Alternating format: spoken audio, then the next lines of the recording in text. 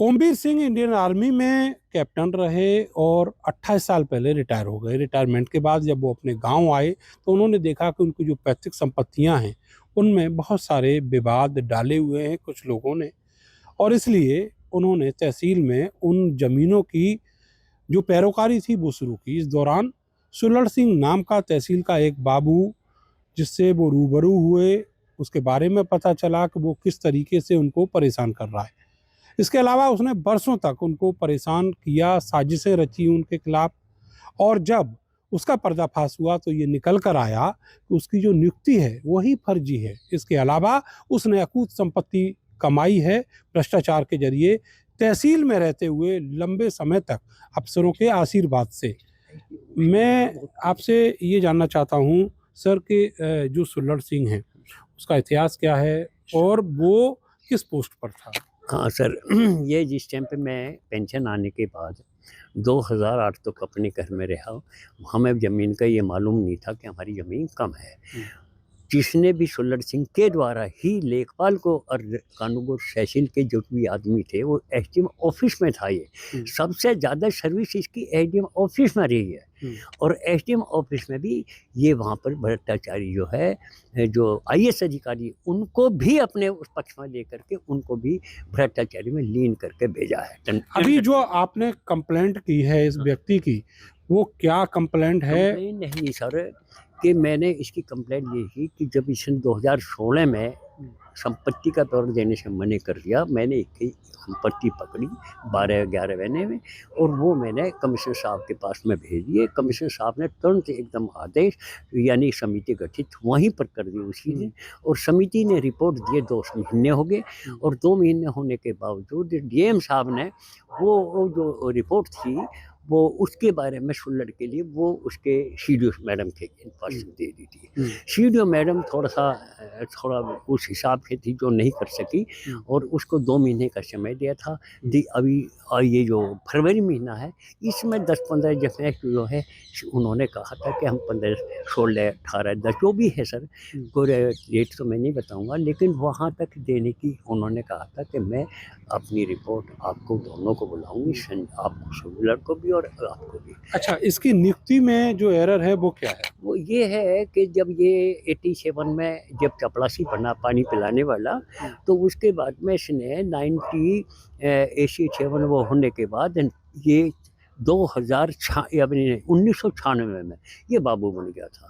इसने high school something जो भी है वो किया, और करने के बावजूद बाबू बनने के बाद में फिर वो एसडीएम ऑफिस में था पहले भी, और अभी भी एसडीएम ऑफिस में रहा।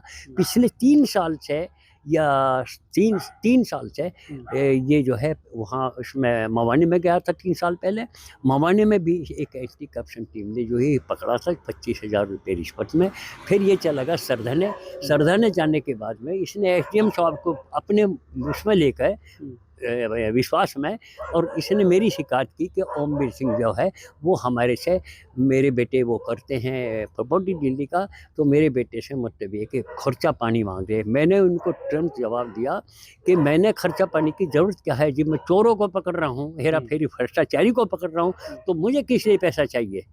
मैंने पैसा वो दिया। ये तो करप्शन का मामला हुआ, लेकिन जो नियुक्ति में डेट ऑफ बर्थ का इशू है वो क्या है? डेट ऑफ बर्थ का इशू ये है सर कि इसकी पहले से मतलब ये कि जब पानी पिलाने में हुआ था तो उस टाइम पे नाबालिग था। 5 माह 1 दिन ये सर्विस, उम्र कम होने के बावजूद इसने सर्विस ली थी 4th क्लास में। मतलब नाबालिग होते हुए सरकारी नौकरी मिल गई? हाँ, मिल गई थी, सरकारी नौकरी मिल गई थी। अच्छा। हाँ साहब, और उसकी शिकायत भी मैंने मतलब कागज और कंप्लेन ले ली थे पूरा वो इसका विवरण। तब मैंने एफिडेविट के द्वारा एडीएमई को मैंने एक एफिडेविट दे करके और मैंने वो शिकायत इसकी वहाँ की।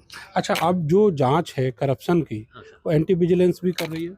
हाँ, वो भी कर रही है साहब।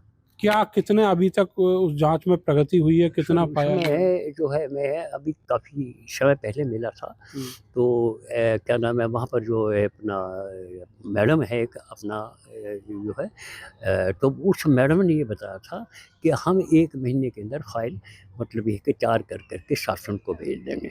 अभी मैंने बात की थी अभी तो वो कह रही हैं कि हमने वो भेज दी और जैसे उसका वो आएगा हम आपको बता देंगे। कितनी संपत्तियां मिली हैं एंटी संपत्ति विजिलेंस तो में? सर इसके 11 बैनामे ये है कि वो कॉमर्शियल में ज़्यादा हैं और कॉमर्शियल का जो है एग्रीकल्चर लैंड में जो है उसके मतलब वो आधे वो बेनामी हुए हैं। बैनामे हुए लेकिन अभी मामला फंसा हुआ है सीडीओ के यहाँ, वहाँ कोई कार्रवाई नहीं हो रही। अभी नहीं हो रही सर।